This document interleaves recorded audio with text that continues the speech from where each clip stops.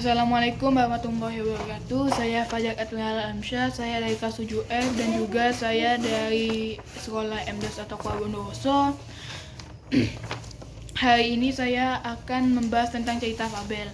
Fabel adalah cerita pendek berupa dongeng yang menggambarkan watak dan budi pekerti manusia yang diibaratkan pada binatang.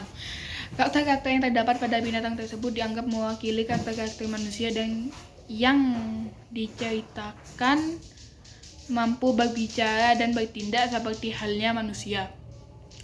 Fabel diceritakan bukan dengan tujuan menghibur semata, tetapi sebagai media pendidikan moral yang di dalamnya terselip nilai luhur, yakni pengenalan tentang budi pekerti. Ciri-ciri fabel sebagai berikut. 1. Teks bersifat fiksi. 2. Hewan sebagai tokoh utama dapat bertingkah seperti manusia, berbicara dan berpikir. Ada berbagai jenis hewan yang digunakan dalam fabel.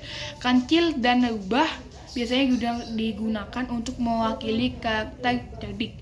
Sementara serigala digunakan untuk mewakili karakter rakus, serakah, dan juga licik. 3. Kata-kata yang sering digunakan dalam kata pembuka adalah pada zaman dahulu, pada suatu hari, waktu itu, Alkisah, ketika itu, dan lain-lain. 4. Umumnya tokoh baik akan berakhir bahagia dan tokoh jahat berakhir sengsara atau mendapatkan akibatnya. Menunjukkan penggambaran moral atau nilai moral dan karakter manusia serta kritik tentang kehidupan di dalam ceritanya. Menggunakan latar belakang alam. Oke, ketiga, struktur fabel. Yang pertama, orientasi. Orientasi adalah berisi pengenalan para tokoh, tempat, dan waktu. Komplikasi, berisi awal permasalahan yang diikuti masalah-masalah lain. Klimaks adalah berisi puncak permasalahan. Resolusi, berisi penyelesaian masalah yang dihadapi para pelaku. Unsur intrinsik fabel. Unsur intrinsik fabel ada 5. Tema, tokoh, penokohan, alur, dan latar.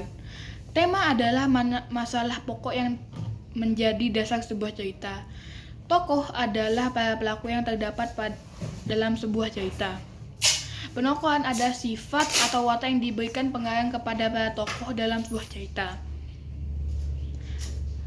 Pembagian tokoh berdasarkan fungsi penampilan tokoh dan tokoh protagonis, antagonis, dan tentagonis. Alur atau plot adalah rangkaian peristiwa dalam sebuah cerita yang disusun sebagai kronologis.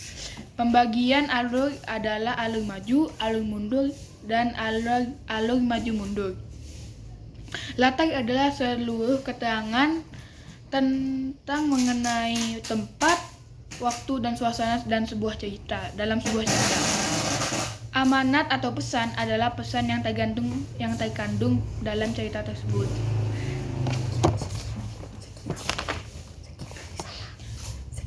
Sekian, terima kasih. Wassalamualaikum warahmatullahi wabarakatuh.